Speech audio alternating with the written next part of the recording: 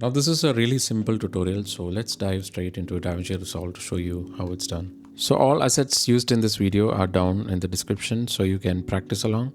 Now the very first thing that you need to do is under effects, bring in a fusion composition. Then let's come to fusion and let me bring the media out to something like this. And let's bring in our map first and just join it like this. So this is the screenshot of a map that I took. What I can do is press Shift spacebar and bring in a transform node and just let me zoom in, something like this. And you can move around where you want it to be. Somewhere here is okay. So the idea basically is a circle will pop from here and then the path will generate and then it will show like it was shown in the beginning of the video. Now to create that circle, what you have to do is bring in a background node and just join it like this. It will automatically create a merge node, and the background I'm going to choose something like this blue right here because I want it to look more like Apple. So, you know, they use this kind of blue. And after that, let's bring in a ellipse node and just join it like this. And after this background node, shift spacebar, you can bring in a transform and just reduce the size to something like this. And I'm going to position it somewhere here. You can position it wherever you want, but I'm going to position it somewhere here. And let's do an animation for this one. You know, you don't want it to be always in the frame. So I want it to pop somewhere like 10th frame. I'll mark a keyframe on size. Then let's go to 12 frames, 1, 2, 3, 4, 5, 6, 7, 8, 9, 10, 11, 12. And one more keyframe here. And in the first keyframe, I'll reduce the size all the way to 0. Now to smoothen out the animation, come to spline, select the transform, press on this one, Control A, right click, ease, and select out cubic. So you have a curve like this. So you have this nice animation like this.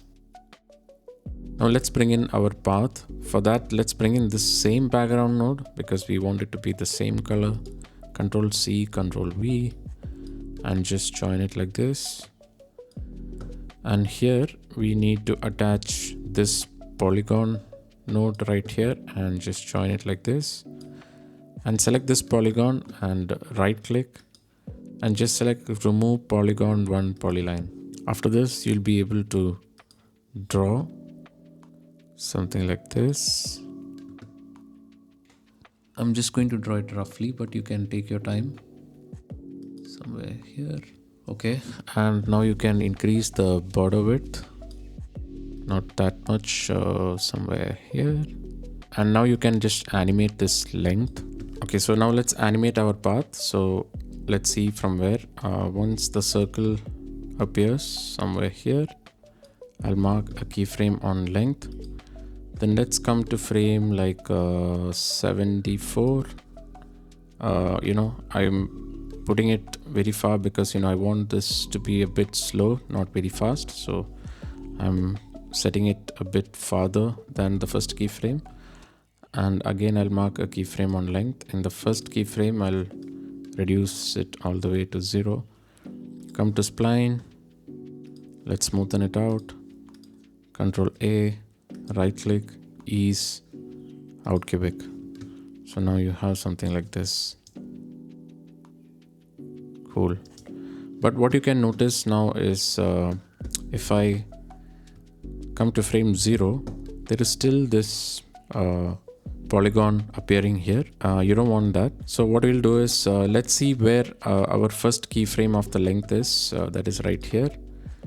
And let's hit the keyframe on size also.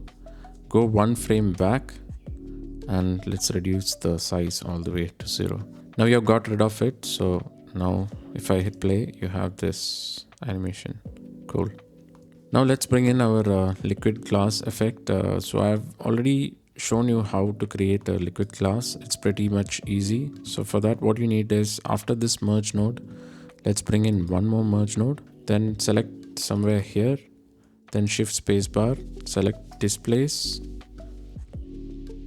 this particular displays, not the display 3D.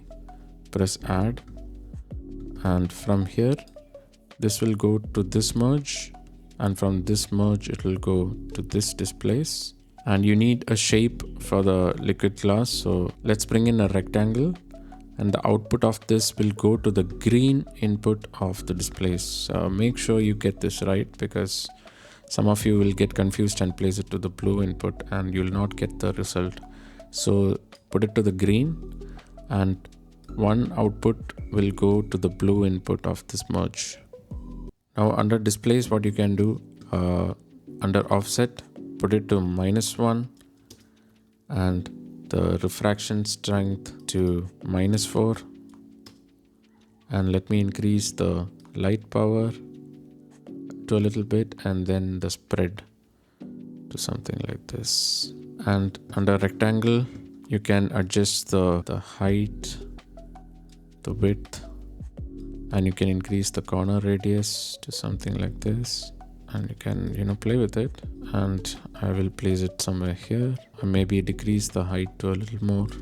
Now you can you can add in a blur node between the merge and the displays. So select here somewhere and shift spacebar, search for blur, press add, and you can bring it between this.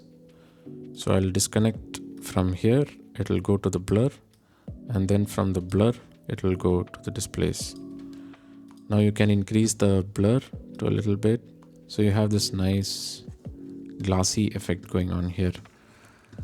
And let me just reduce the spread to a little bit. I think it's a bit too much. Yeah, something like that is good. And let me also increase the width to a little bit, increase the height, and then somewhere here is fine. Okay, now you can animate the shape. So for that, it's easy. What you do is, once the path appears somewhere here, I'll mark a keyframe on width, then go 12 frames, 1 2 3 4 5 6 7 8 9 10 11 12, mark another keyframe, and in the first keyframe you can reduce it all the way to 0. Under spline, select this one, right click, ease, and out cubic. So now you have something like this. Okay, perfect. Now let's add in our map icon and something like 5 minutes. So for that, what I'll do is I'll just bring in this media out to a little far, and I have this PNG of the map icon. Just join it like this. It will create a merge node. Shift spacebar, bring in a transform. All these are down in the description, so you can download it.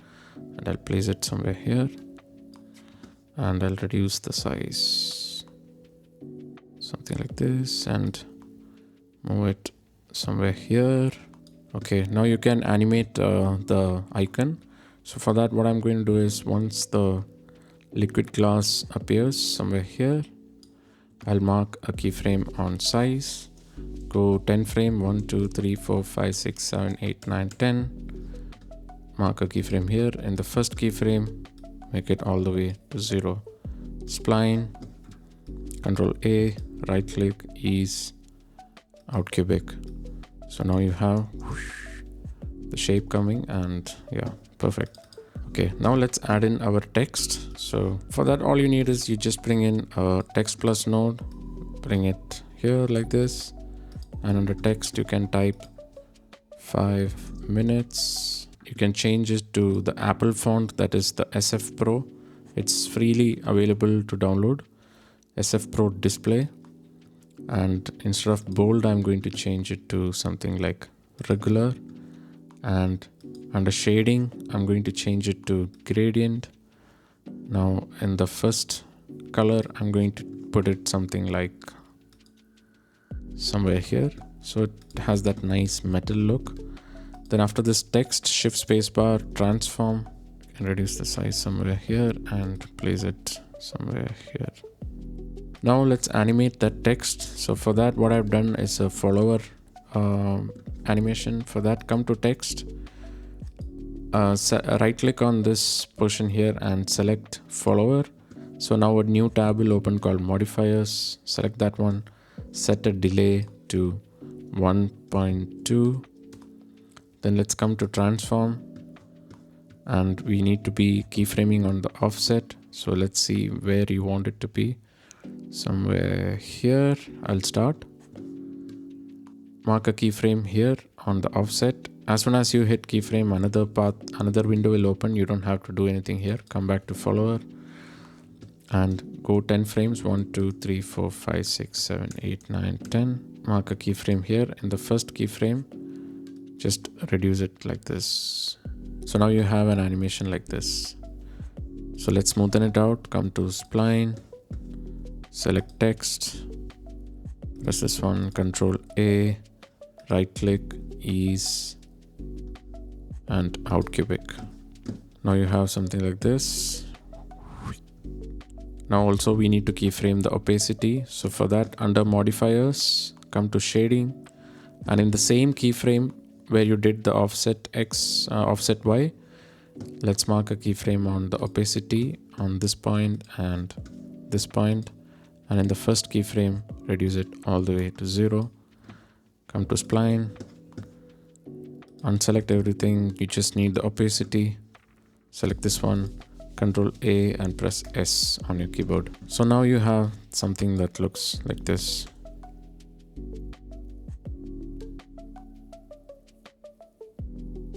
Awesome. Now what I've also done is I've placed an adjustment clip. After coming to the editing screen, I've brought in an adjustment clip like this. You can do a bit of zoom in. So once that circle appears somewhere here, I'll mark a keyframe on zoom. And then in the first one also I'll mark a keyframe here. And in the second one, I'll just zoom in a bit. I'll also mark a keyframe on the position. So once it reaches here, I just move it to something like this, like really subtle. Now you can smoothen it out. You come to keyframes, under this one, the curves, just select all, press ease in and ease out, and then under position, select all and ease in and ease out. So now you have this nice animation like this. It'll just zoom in and move along like this. Now you can add in all the sound effects and everything, and this is what you have.